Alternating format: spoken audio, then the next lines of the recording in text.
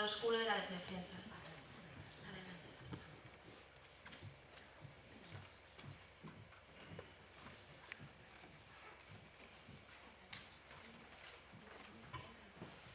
Pues buenos días a todas y a todos. Muchísimas gracias por estar aquí un día de fin de semana y a la Asociación de Esclerodermia de España por invitarme a participar en este encuentro de pacientes que me parece imprescindible.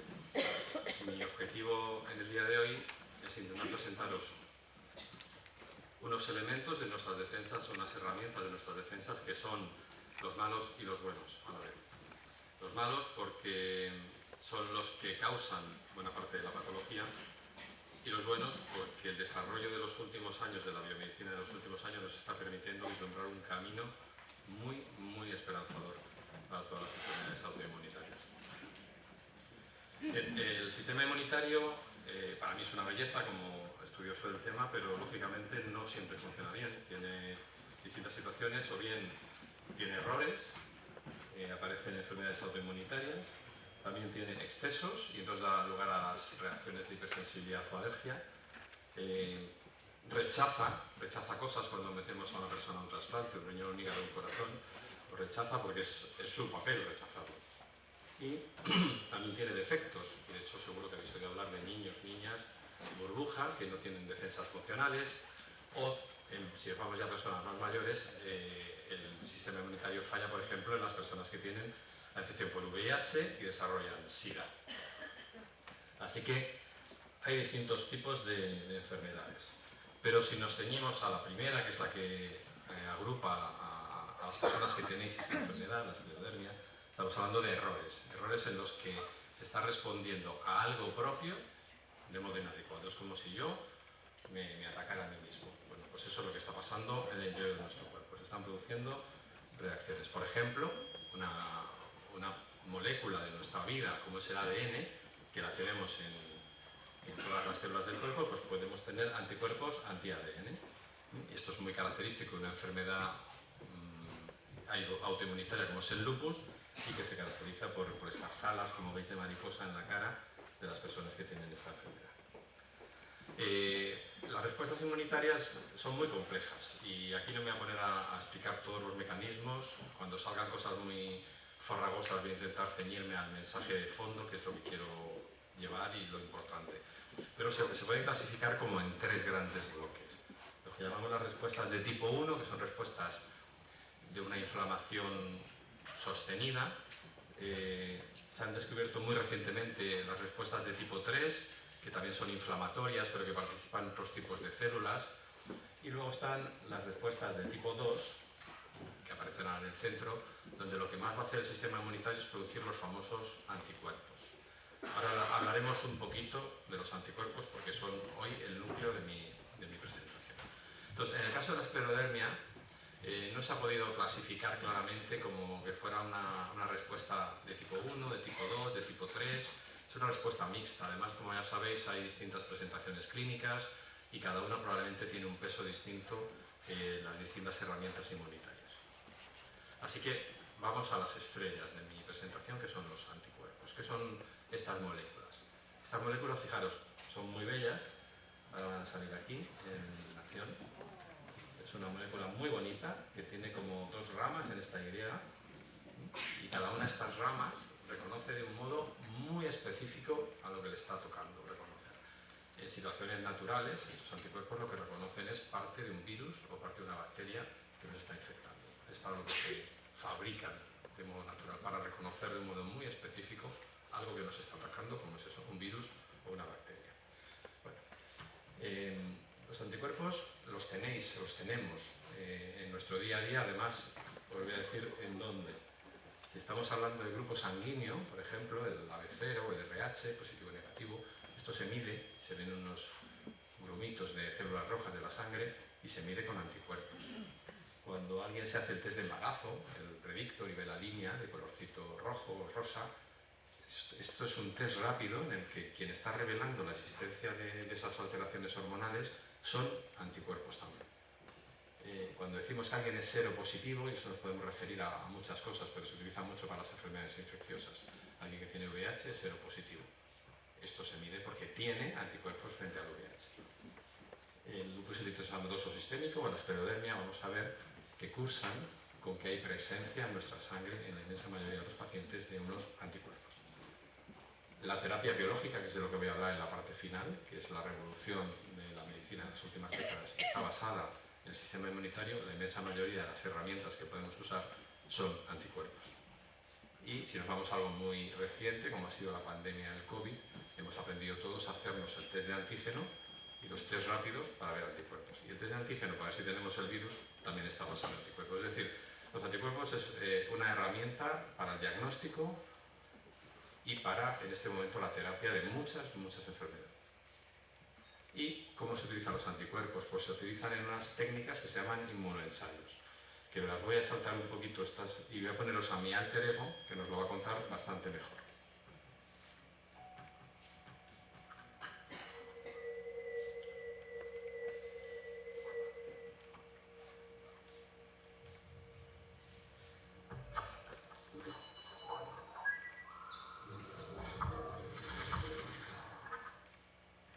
Hola. Algunos de los propios elementos del sistema inmunitario, anticuerpos, complemento, citocinas, se pueden utilizar para el desarrollo de ensayos en el laboratorio. De modo general, todas aquellas técnicas que se basan en la especificidad de la reacción antígeno-anticuerpo reciben el nombre de inmunoensayos. La interacción antígeno-anticuerpo es una relación bimolecular perfecta, como el encaje de una llave con su cerradura. Los anticuerpos han resultado ser herramientas de gran utilidad tanto en la purificación específica de sustancias como en el diagnóstico y la terapia. En cuanto al diagnóstico, la extrema especificidad de las interacciones antígeno-anticuerpo han conducido al desarrollo de una gran cantidad de diferentes pruebas inmunológicas que se pueden utilizar tanto para la detección de anticuerpos como para la detección de antígenos. Acompáñenme en este paseo, en el que vamos a ver cómo ha evolucionado esta técnica de detección a lo largo de los años, para los casos particulares de detección de autoanticuerpos. Una de las técnicas más clásicas para el estudio de autoanticuerpos es la doble difusión de oxidrolona. Qué recuerdos, ¿verdad? Sembrábamos en un pocillo un extracto celular y en los pocillos circulantes enfrentados un suero con un anticuerpo conocido junto con los sueros del paciente en estudio. Dependiendo de que hubiese un arco continuo con o sin espolón o dos líneas cruzadas, sabíamos si había o no había identidad. Esta técnica, durante décadas, se ha utilizado para el screening de los EMAs. Sin duda, otra de las técnicas pioneras y más sensibles de todas fue el radioinmunoensayo. A Rosalind Sussman-Yalow y Salomon Benson se les atribuye el desarrollo de los primeros inmunoensayos radiactivos en la década de los 50. Yalow aceptó el Premio Nobel de Fisiología y Medicina en 1977 justamente por su trabajo en inmunoensayos. Estos en la actualidad no se están utilizando. Es la segunda mujer estadounidense en ganar este premio. En la actualidad, estos ensayos se han ido eliminando por la complejidad de trabajar y, sobre todo, de desechar las sustancias activas. Los enzimo-inmunoanálisis, ELISAs, ELIAS y sus derivados, consiguieron igualar la sensibilidad de estos ensayos radiactivos que finalmente han sido casi totalmente desplazados. Hay diferentes tipos de ELISA, dependiendo de si lo que medimos son los antígenos o los autoanticuerpos, aunque el más utilizado en el caso de la autoinmunidad es el ELISA indirecto. Este formato, donde el anticuerpo secundario está unido a una enzima que desarrolla un color, se ha complementado con anticuerpos acoplados a enzimas que modifican el sustrato y ya no solo lo colorean, sino que lo pueden volver o quimioluminescente o fluorescente. Hay versiones de esta técnica en papel en vez de en fase líquida, en cuyo caso los denominamos dot blots o inmunoblots. Pero sin duda, la técnica reina en la detección de los anticuerpos antinucleares ha sido la inmunofluorescencia indirecta. A diferencia de todas las anteriores técnicas, la visión al microscopio de las células y tejidos sobre los que se realiza el inmunoensayo nos permiten determinar si los autoanticuerpos se unen de un modo preferencial a diferentes zonas del tejido en uso o a diferentes orgánulos de la célula. Ha sido una técnica eminentemente manual, aunque en la actualidad se está robotizando la lectura e interpretación de los patrones de esta tinción mediante inteligencia artificial. Los ensayos en múltiples autoanticuerpos utilizando microesferas han sido muy populares, pero no han acabado de imponerse en autoinmunidad. Se necesita para análisis un sencillo citómetro de flujo y permiten el examen de hasta 100 autoanticuerpos diferentes. Serían como un microarray, pero en vez de en un soporte físico en suspensión.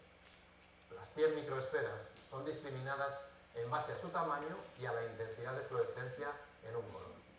Y este tipo de equipos se están sofisticando en la actualidad y permiten ya no solo capturar la inmunofluorescencia, sino además imágenes, lo que nos va a permitir ver qué orgánulos se pueden teñir a la par de las intensidades y nos van a permitir realizar no solo sobre microesferas, sino también sobre células. Pero sin lugar a ninguna duda, la evolución nos conduce al máximo automatismo y a la integración mediante inteligencia artificial del inmunoensayo basado en arrays, ya sean estos en fase sólida o en solución de microesferas, con datos de predicción y susceptibilidad a enfermedades que nos da la genética, basados en la secuenciación masiva del genoma humano mediante técnicas de Next Generation Sequencing. El rastreo exhaustivo de todos los posibles autoanticuerpos, de un lado, así como de todos los posibles genes de susceptibilidad, por otro, y el cruce inteligente de sus resultados, están a la vuelta de la esquina. Permitirá una evolución, la detección absoluta y sin errores de todos los posibles autoanticuerpos conocidos y por conocer. Esta pregunta es para vosotros. Bueno, los anticuerpos para el diagnóstico. No sé qué se está ocupando.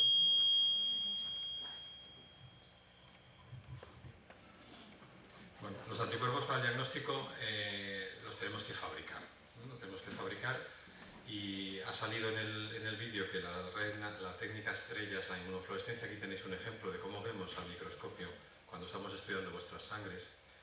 Y claro, esto desde el lado del que está mirando estas muestras es una belleza impresionante. Lo que pasa es que poner una etiqueta está teniendo un patrón homogéneo, un patrón nucleolar. En el caso de la esclerodermia muy habitual, el patrón centromérico, estamos viendo que parte del núcleo de las células está siendo atacado en vuestro cuerpo, ¿no? Esto luego se lleva a otras segundas técnicas de búsqueda del apellido exacto del autoanticuerpo, y aquí tenemos en el caso de la esclerodermia los tres patrones más habituales son el moteado fino, el centromérico y el nucleolar. Entonces cualquiera de los tres puede llevarnos a una ayuda, a un soporte para el diagnóstico de la enfermedad.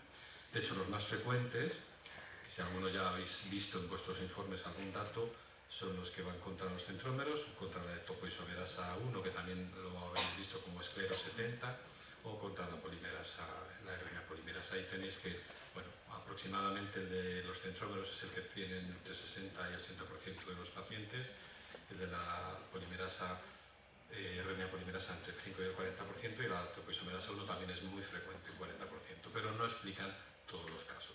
Y además hay algunas personas en las que aparecen varios de estos autoanticuerpos, no aparece solo uno, aparecen varios.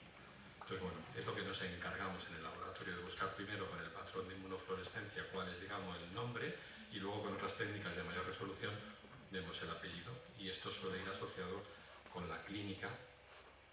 Y esto no solo para la esclerodermia, sino para muchas otras enfermedades ayuda al diagnóstico. Así, por ejemplo, tenemos aquí en las hepatitis, aparecen distintos tipos de anticuerpos. La celíaca, que seguro que os suena, aparecen anticuerpos frente a la glutaminasa, o las vasculitis, aparecen anticuerpos ANCA, o las tiroiditis, nos aparecen anticuerpos antitiroglobulina. Bueno, pues desde el lado del sistema inmunitario, estos anticuerpos son los que están produciendo buena parte de los daños que están apareciendo en las personas, pero luego vamos a ver al final cómo le podemos dar la vuelta a la tortilla y usar los anticuerpos como herramientas terapéuticas.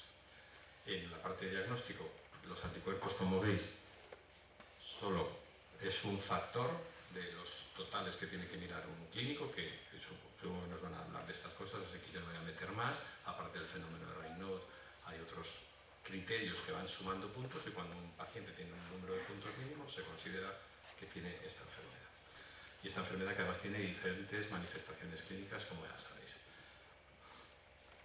Pero ¿qué podemos hacer ahora desde el lado de estas herramientas que son tan específicas, que se unen como una llave en una cerradura?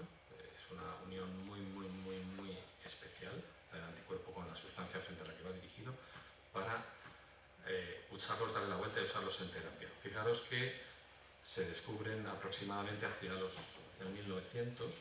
Hacia el 1900 hay algún científico que empieza a hablar de estos anticuerpos. En el año 75, y estamos hablando hace apenas 49 años, en el año 1975 hay un par de científicos, uno es argentino, que es Milstein, que encuentran la manera de fabricar los anticuerpos en el laboratorio. Y ahí se abre la era del uso de los anticuerpos en las dos ramas, en el diagnóstico y en la terapia. Año 75, porque estamos hablando de algo que ha evolucionado en los últimos 50 años. El primer anticuerpo para enfermedades autoinmunitarias se introduce en el año 1997, el rituximab. Así que estamos hablando de 24 años que llevamos de este siglo, más 3 del siglo XX, 27 años en los que esta herramienta se ha metido en la terapia de pacientes. Y aquí tenemos una evolución de las distintas inmunosupresiones que se han utilizado a lo largo de la historia. Los corticoides son los más antiguos, pero luego se han usado, como ya sabéis, las ciclosporinas, o los metotrexatos, o los microfenatos, bueno, y mofetil. Pero en esta línea evolutiva, lo que quiero deciros es que la introducción de la terapia biológica es muy reciente, es a finales del siglo XX. O sea que estamos hablando de una cosa que acaba de nacer, prácticamente. Ya recientemente, más recientemente todavía, no solo son anticuerpos, los fármacos que nos permiten parar las células del sistema inmunitario, hay otras sustancias que llamamos los inhibidores de JAK, que también tienen mucho recorrido. ¿Y qué son estos anticuerpos o cómo los podemos preparar para volverlos a meter en un cuerpo de una persona? Porque se producen en ratón, se preparan habitualmente en ratón.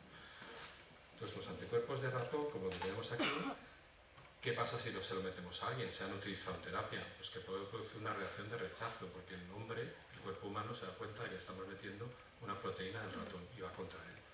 Así que ha habido que mejorarlos, ha habido distintas maneras de mejorarlos. Esto los llamamos parcialmente humanizados, que como veis ya tienen en verde mucho humano, y los totalmente humanizados tienen prácticamente el 100% humano, ¿no? El 95% humano. Entonces estos son los que más se han utilizado. Pero se han utilizado tanto los quiméricos, que tienen parte humana y parte de ratón, como los humanizados. Y por último, en un salto tecnológico de la última década, se pueden preparar en ratones, como veis, no voy a explicar todo el proceso, se pueden preparar en ratones, pero hay nuevos sistemas de preparación de los anticuerpos que se parten ya desde personas, se hacen en personas, con lo cual ya son 100% humanos.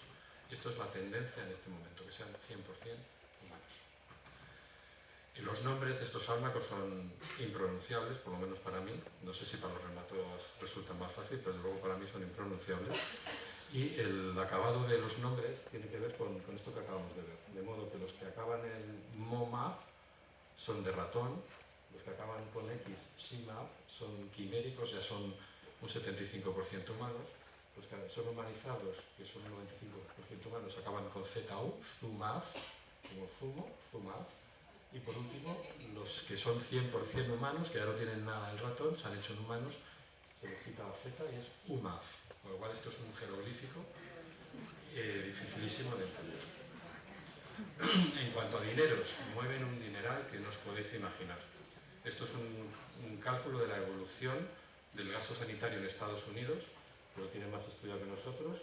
Fijaros que se descubre en el año 75 la fabricación, y como os he dicho, los primeros se utilizan para enfermedades autoinmunitarias en el año 97. Bueno, hay un uso previo, que no es para enfermedades autoinmunitarias, que es la primera vez en la historia que se utilizan estas herramientas es en trasplantes, que fue en el año 80 y algo, 86. Se utiliza por primera vez para prevenir el rechazo de un trasplante de riñón. Es la primera vez que se utilizan, y aquí se utilizan de ratón, sin tocarles ni mejorarles. Pero en enfermedades autoinmunitarias empiezan en el 97. Entonces fijaros el gasto en ese momento, como ha ido incrementándose, según han ido apareciendo nuevas herramientas y han ido invirtiéndose en nuevos productos. Y se prevé que para el año que viene, bueno, pues sea mucho más estratosférico.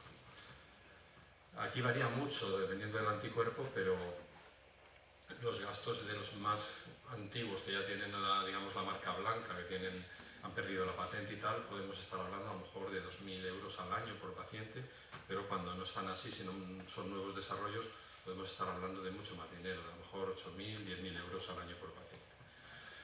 Y en resumen, esta enfermedad, para ver por dónde podemos tocarla con estos anticuerpos, es un compendio de causas genéticas, hay una predisposición genética que no se conocen todas las posibles, que es necesario tenerla, pero no es el único motivo, porque tiene que haber, digamos, un mecanismo desencadenante. Ese mecanismo desencadenante puede ser una infección, puede ser una exposición a una sustancia tóxica, pueden ser muchas cosas que tampoco se conocen. Entonces yo tengo la predisposición genética, el mecanismo desencadenante, y eso hace cambios, provoca cambios en mis genes. Son cambios epigenéticos y cambios de metabolismo de mis células. Entonces esas dos cosas es lo que llevan a dos alteraciones claras. Una inflamatoria, la parte inmunitaria es una inflamación sostenida, y por la parte vascular se produce una enfermedad vascular, la vasculopatía. Estos dos procesos se comunican entre sí. Hay señales de los cambios de los vasos para el sistema inmunitario y hay cambios del sistema inmunitario que comunican también con el cambio vascular. Y esto conduce finalmente a la fibrosis del tejido. Y es lo que vemos en la piel con el nombre de esclerodermia. Así que es un proceso largo, insisto, no se conoce exactamente todos los mecanismos implicados, pero se sabe que hay una predisposición genética y un mecanismo desencadenante. Por ejemplo, en una que me vais a entender muy bien, la esclerosis múltiple, que es otra patología autoinmunitaria. También pasa lo mismo, en casi todas las autoinmunitarias hay una base genética y un mecanismo desencadenante que puede ser infeccioso, puede ser tóxico, puede ser muchos motivos, traumatismo en algunos casos. En la esclerosis múltiple se sabe que el mecanismo desencadenante en el 95%, nada menos, de los pacientes es una infección por el virus de Steinbach. Con lo cual vamos poniendo ya etiquetas a distintas cosas. Pero en otras enfermedades no tenemos esta profundidad o este grado de conocimiento que se va adquiriendo con el paso del tiempo y la inversión de dinero en investigación, que es otra de las cosas que hay que reclamar. Bien, con esta evolución, ¿qué podemos hacer con los anticuerpos? Pues esto es lo que quiero que veáis, que hay multitud de esperanzas para el tratamiento de la esclerodermia, porque podemos bloquear distintas sustancias en el momento que se está produciendo la activación del sistema inmunitario. Podemos bloquear las células que producen los anticuerpos. Los famosos autoanticuerpos también se pueden bloquear. De hecho, estos son las células B, los linfocitos B, que son los linfocitos estrella de las defensas de élite de nuestro organismo, y tenemos distintos fármacos para bloquearlos. Podemos bloquear la señalización de estas células hacia los fibroblastos, que son los que van a producir la fibrosis en vuestra patología. Y tenemos distintas herramientas que bloquean los mensajeros que ponen en marcha la producción de estas esclerosis por los fibroblastos.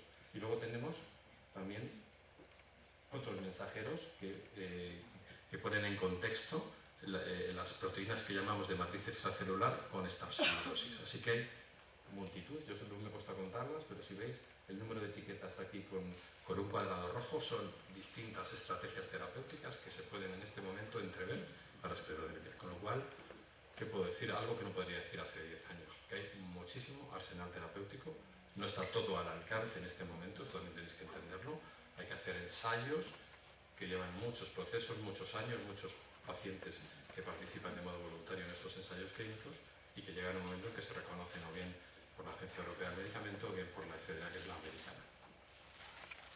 Bueno, y no todos son anticuerpos, también hay unas células que participan en todo este proceso, y quería acabar también con esta. A lo mejor habéis oído hablar de esta terapia, son células T de personas que las sacamos de su sangre, las modificamos y se las volvemos a introducir. Estas células se llaman quiméricas o CAR-Ts, C-A-R-T, CAR-Ts, y se han utilizado por primera vez en leucemias, en algunas leucemias que eran intratables, que no respondían a otros tratamientos. Bueno, pues se han empezado ya a estudiar y a utilizar en patologías autoinmunitarias. De nuevo, la patología la primera que se han utilizado es el lupus, pero ya ha habido casos tratados de esclerodermia muy severa con células CAR-T. Entonces, este tratamiento, para que os hagáis una idea de los precios, este tratamiento en leucemia, en el caso de leucemia, como es sacar las células, llevarlas al laboratorio, manipularlas genéticamente y volverlas a introducir, estamos hablando de unos precios en torno a los 300.000–400.000 euros por persona, la preparación. Solamente hay un hospital en España que las prepara en el hospital, que es el Clínic de Barcelona. Va a haber otros dos, uno va a ser el mío, el Virgen del Rocío, y otro en Madrid, si no me equivoco, en los próximos años. El precio, si lo hacemos en el hospital, se reduce de esos 300.000 a unos 80.000 euros, o sea, es un precio todavía caro. Solo se utiliza cuando hay falta de respuesta a otras líneas de terapia, pero es otra nueva ventana terapéutica, aunque sea de ultimísima generación y quede un poquito de tiempo, pero ya se ha utilizado en pacientes severos de esclerodermia con muchos éxitos. Esto ha sido en Estados Unidos. Así que esto es otra, digamos, ilusión de futuro para el tratamiento de esta enfermedad. Y bueno, para acabar, era mi cacharrería para acabar con una gracia. El lado oscuro de los anticuerpos. Hay que bajar la guardia. No podemos. Ante el Supremo, permítame que bautice a este nuevo gran traidor como el máximo anticuerpo. Es capaz de destrozar nuestras propias células y tejidos con tal de ganar la batalla y facilitar el acceso al patógeno. Sea, querida Anna Walker, de ahora en adelante, a los traidores a lo propio, autoanticuerpos serán llamados. Una subespecie, sí, con grandísima fuerza, potente lado oscuro. Tenemos que aprender a saber detectarlos y a neutralizarlos. Nuestros nuevos clones se han registrado en esta tarea que dio Jedi Supremo. Nuevos y específicos sistemas de detección se están fabricando en este momento. Pero serán lo suficientemente potentes y específicos. No lo dudes, compañera. Más sensibilidad que los ELISA y la quimioluminescencia tienen. Y más especificidades detectan que las técnicas de inmunofluorescencia, convenientemente movilizadas. Estos nuevos virus pueden llamamos autoarray, reducir mejorar costes y sobre todo reducir los fallos nos van a permitir de un modo inmediato. Vosotros mismos habéis diseñado esta nueva herramienta de la muerte. Muerte a los autoanticuerpos. La galaxia entera nos lo agradecerá y las generaciones futuras venerarán el nombre de este consejo. El Consejo de la Autoinmunidad. Ahora repetid todos conmigo el que a partir de este momento será nuestro emblema y nuestro himno ya es. Que la fuerza y la autoinmunidad os acompañen.